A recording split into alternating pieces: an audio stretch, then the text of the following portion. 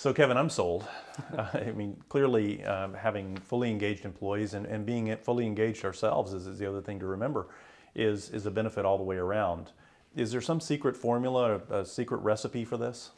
Yeah, there definitely is. And Rudy Carson, my co-author, and I, what we did when we set out to do the book was we worked with the Connexa research team. Now they have 10 million employee surveys from 150 different countries that they tapped into to look at this. What drives engagement? Wait. How many? Exactly. 150 different countries, 10 million employees. That's just from 1 year, their data pool from 1 year. Largest research pool that I know of. So they looked at it and they came back and they said, well, listen, Kevin, there are 8 drivers of engagement. Now, and we talk about, we've documented 8 drivers, but I said, wait a second. I'm a simple guy. I'm not an HR professional, not an organizational development psychologist. I'm an entrepreneur, I'm a business leader. I'm not gonna remember 8 things every day. Boil this down. I was hoping for one thing or the 80-20 rule, right? So they went back and looked at it and they came back and said, okay, it's not one thing. But they said there are 3 things that account for over 70%, about 72% of how people feel at work in general. And those things are growth, recognition, and trust. And communication is the key that kind of is the backbone that goes through all 3 of those. So growth is, am I advancing? Am I learning new things? Am I being challenged? Recognition, do I feel appreciated at work? Is my effort and my talent being recognized at work? And trust, the basic level is, yes, I trust that nobody's cooking the books, everyone's honest and ethical, but trust was really about a confidence in the future.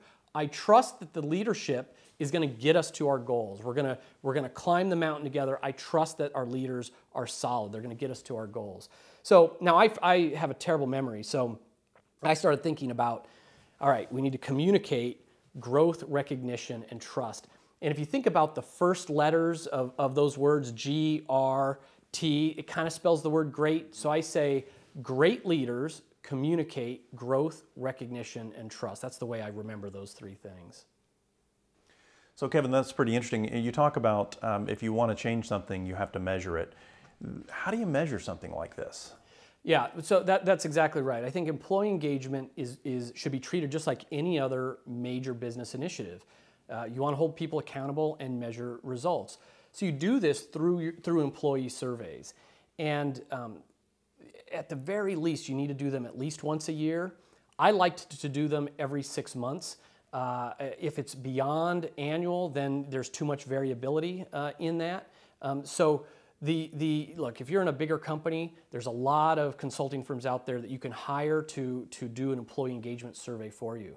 But in my smaller businesses, I would just sign up for SurveyMonkey or one of those online survey tools. Many of them are free, or for just a small amount of money, you get the full unlocked features. And you can administer your own surveys with one of these tools. Often there will be an engagement survey that is already pre-built into that service.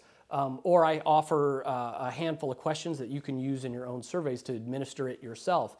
And lastly, Jim, I think that for some people, they only have 1 direct report or 2 direct reports. They're in a very small business saying, I'm going to set up a survey, an online survey for 1 person or 2 people. I say you can still, even in those cases, you can measure it just by having a conversation and talking about someone's interest in their job and talk to them about their drivers of engagement. It can start with just a simple conversation that you then come back to. So big company, go outside and hire a survey consulting firm. Small to mid-size, feel free to do it yourself. If you're really tiny, at least you can start measuring with a conversation to gauge the engagement level of your employees. I love both of those ideas. I talk to a lot of companies who say, you know, we used to be smaller, and when we had 10 or 15 people, we could get together in the conference room on a Thursday or a Friday and talk about where we're headed and what we're trying to accomplish, and that sounds very similar to what you're describing. That's right. Yet then they get larger and they've got 50 or 100 employees, and it's harder to have that conversation and really make it two-way. And it seems like the survey is a great way to do that. Yeah, I think it's critical. I remember the exact same thing. When I had businesses where it was 10 employees or less, well, they all sort of reported to me in one way or another. I knew what was going on. I felt like I was pretty much in tune. Once you hit that 50 mark, and for me, I wasn't as talented as others, so it probably happened around mark 25, all of a sudden you've got frontline managers managing people for you. You're 1 step removed. Now, 50, maybe you think you've got the pulse on it, but pretty much you can't. I mean, especially in a growing firm, there's so many other balls in there, things are moving so fast. Just the same way you do financial measurements or measure leads in the funnel, talent first, you want to keep your finger on the pulse of the employee engagement and not just take Joe's word for it that his team's doing well, or Jane says her people are in trouble and we need to spiff them something to keep them. The hard data will speak volumes, so I like the way you say it. At a certain point, you just have to go to the numbers on the survey to really know what's going on. How do you feel about 360 type surveys in a larger organization where we have enough direct reports? Do you think that makes sense? I love 360s. I think that's another key in doing feedback systems that work, that drive engagement, is not just getting the data point from the supervisors. It's not just an opinion of one. 360s, I've been through them. I mean, they can sting, right? Because these are your peers that are evaluating you. It's your direct reports. Obviously, your direct supervisor. But that's the best way to grow, to get data from everybody. I mean, then it's irrefutable. It's just not, oh, my boss doesn't like me because he doesn't like the clothes I wear or something. It's irrefutable when you're getting that data from multiple points. I'm a big fan of them.